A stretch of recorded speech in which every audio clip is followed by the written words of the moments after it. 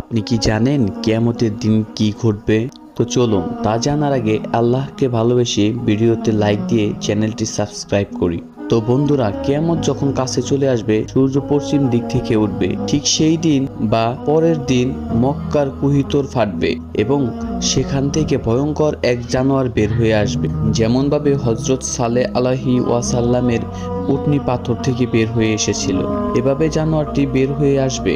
জানোয়ারটির নাম হবে দাব্বাতুল আরদ। এটি ৬০ গজ লম্বা হবে আর মানুষের মতো দেখতে হবে। উটের মতো পা হবে, ঘোড়ার মতো গলা হবে, হরিণের মতো সিংহ হবে এবং বাদরের মতো হাত হবে। সে মানুষের সাথে কথা বলতে থাকবে এবং তার হাতে হযরত মুসা আলাইহিস সালামের লাঠি থাকবে, আর ওই লাঠি দিয়ে মানুষের উপর চিহ্ন দিবে।